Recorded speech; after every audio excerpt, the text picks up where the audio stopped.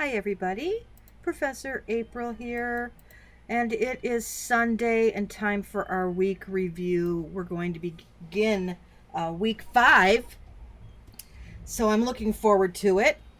You've done so well so far. I'm really pleased with you're just getting better and better every time I read your notes.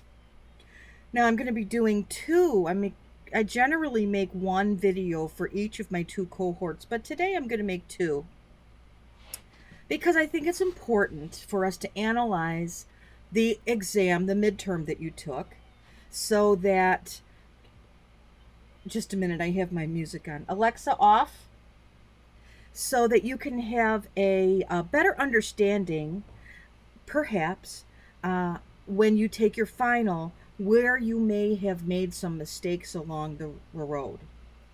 Now, as a whole, in the course, the average score was an 85, which is really good. I can't stress enough how intense these exams are. They're really intense. So I think that the fact that the average score was 85 is absolutely phenomenal. So I'm not going to go over each question individually. I'm going to go over the questions that most people got wrong. Okay?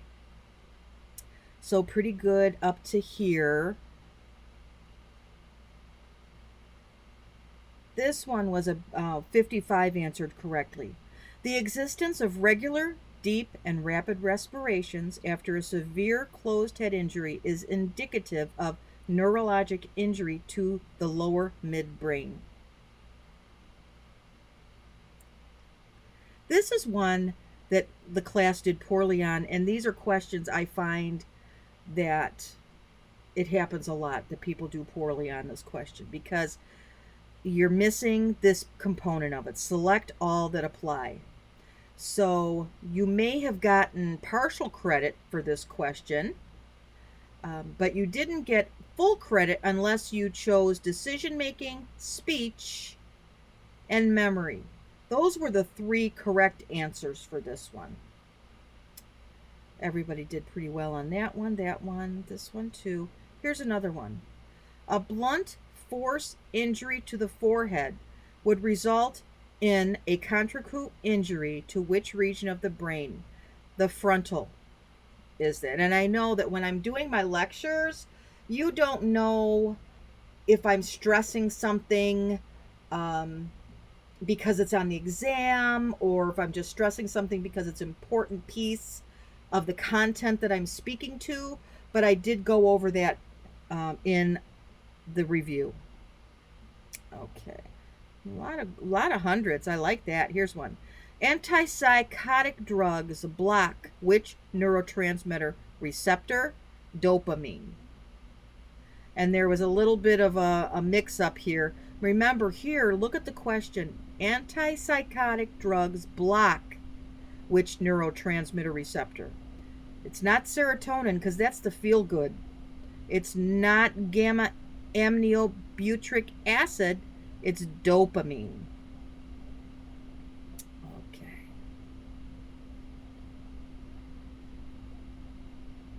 All right. Here's another select all that apply. So make sure that you're picking, that you're really thinking about that one.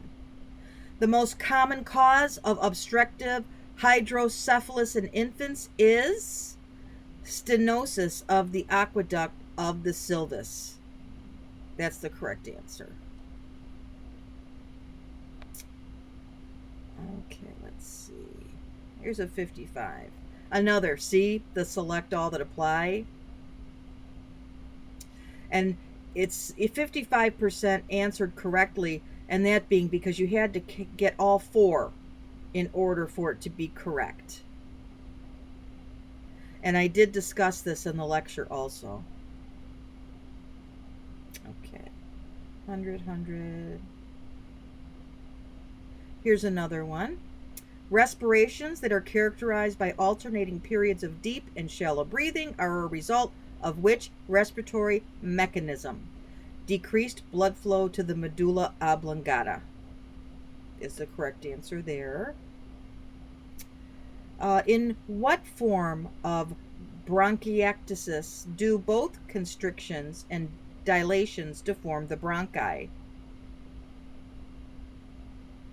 And that's varicose. Okay, let's see. Here we go. Which option shows the correct sequence of events after atelectasis develops in respiratory distress syndromes of the newborn?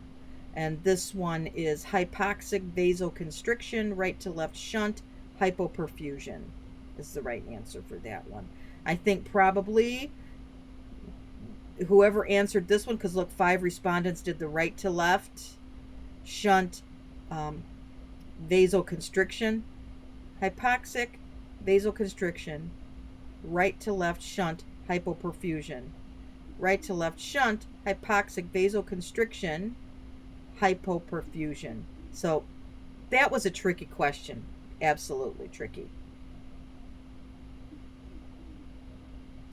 Okay, but as a whole, I'm really happy with the results of the exam, and I hope going over the results like I did will give you some help as you move forward for your final exam. And we'll be doing the same thing that we did. But let's see. Let's look at week 5.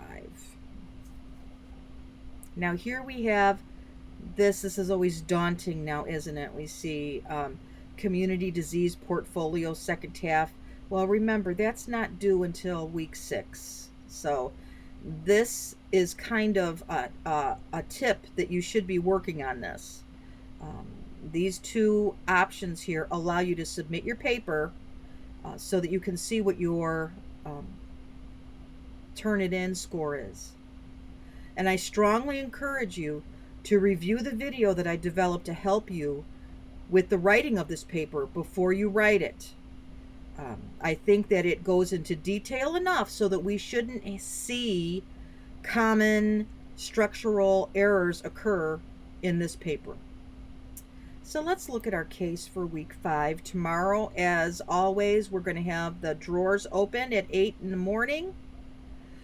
The videos and assessment data will be available and will be reviewed by groups in RealDX. Group members work collaboratively to create a list of subjective and objective information. I have gotten some invitations to join Google Docs. I'm looking forward to collaborating with you myself. And then Thursday, I'll have your get all of your information, the differential diagnosis posting, including the subjective and objective. You know, you're going to start writing your SOAP note. Get that in by Wednesday at midnight, and then Thursday the drawers will open. You are going to compare your differentials against the healthcare providers. Work collaboratively to prepare a final diagnosis posting, including rationale. Submit the diagnosis posting with rationale by Sunday at midnight. So that's what you need to do this week. So I look forward to working with you this week, and please reach out if there's anything that I can do. Remember, email and text is the best way to get a hold of me. Really, email is best. Make sure that you include your course name and cohort number, and I'll get back to you as soon as I can. Have a great week.